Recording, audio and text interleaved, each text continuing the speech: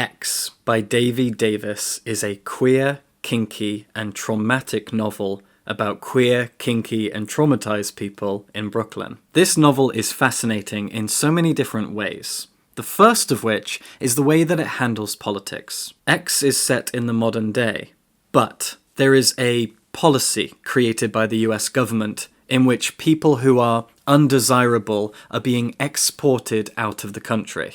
As the blurb describes it, in a sly purging of migrants, refugees, sex workers, and queers, any citizens they claim to be undesirable, the US government has started exporting people. That's the heavy political weight of the novel. But what's weird about it is this is very much something that is in the background.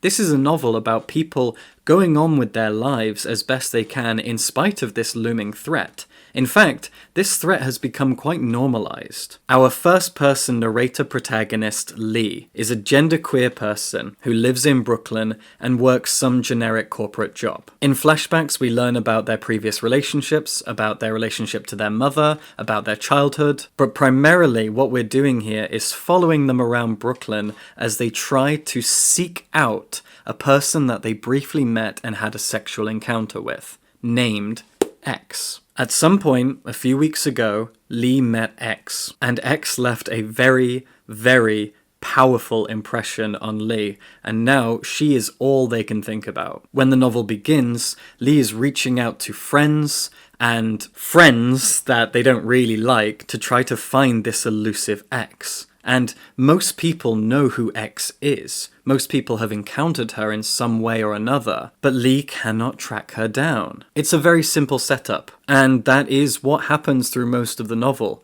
We follow Lee as Lee follows leads and rumors trying to track down this person. But this is also a novel that paints a picture of modern queer life. There are no cis-het people in this book. This is a book dominated by the queer community, mostly AFABs and NBs as well. It's a world of kink, of punk rock shows, of drugs. And for that reason, I guess you could say that the book is a little bit alienating, because if you don't know much about the queer community and the kink community, the Venn diagram for which is basically a circle, then you might feel a little bit out of your depth. There's a lot of language in here that you might not know. Like, there's plenty of talk about doms and subs, tops and bottoms and switches. And I guess that means that the novel might not age that gracefully, because who knows how long we'll be saying phrases like twink and pillow princess. But whatever the case, this is a very raw novel about this moment anyway, so it doesn't really matter if it ages badly or not, because it's about now. It's about local queer communities, what they face, what their life is like, especially at night, and the wider world out there that seems so far in the distance. So far outside of their bubble, and yet is making legal and dangerous political impacts on their lives. You've got this tiny little space, this little world in Brooklyn full of queer, kink-obsessed people who are having fun, living their lives, and the government at large, outside the bubble, is making their lives so difficult, and yet they have normalized their struggle to the point that they don't really seem to even think about it. Definitely not in a malicious, aggressive, animalistic way. I get angry to the point that I feel like I'm actually going to boil my own blood when I think about the political movements and social movements that are against us as queer people, especially trans people. And yet none of that is in here. This is just people on the ground level, torturing each other, being bad to each other, getting their jollies from each other, while the world burns, because the world burning has become normalized. The exporting thing really isn't dwelled on that much. There is a pretty long section that explains it, about a quarter of the way through the book, and the fact that some people export themselves willingly. There are exporting parties.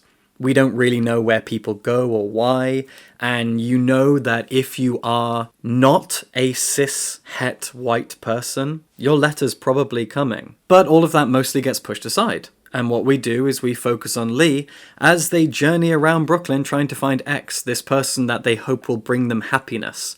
But as we journey backwards through Lee's past, especially their relationship to their mother, which, unsurprisingly, is a very dark and traumatizing one, we come to think that what Lee is searching for is a mummy. Lee's a top. Lee is an amateur sadist. And yet X, as a fellow sadist, has left quite an impact on this top. It's a novel that's full of comedy, full of drama, it's very noir, it's very intimate and bleak. It's perfect for queer people who understand this experience, who understand what it's like being shoulders deep in a community like this, that is dominated by kink, that so often does fuck itself over, that is full of toxicity, and in-jokes, and satire. There are so many jokes about being genderqueer in this book.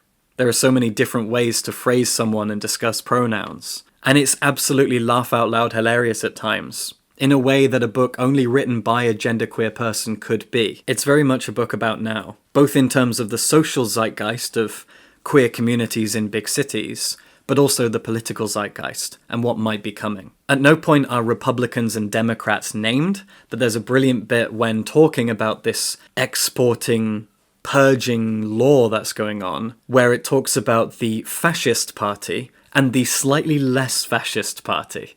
The fascist party was in power, now we've got the slightly less fascist party, and I couldn't agree more. I love the way that Davey Davis chooses to phrase that. And there is so much playful language in the narration and the dialogue of this novel. I love that it's very brutal, and it doesn't shy away from anything when it comes to kink. It normalizes talk of sex and kink as if they're talking about food or work. But it also normalizes struggles.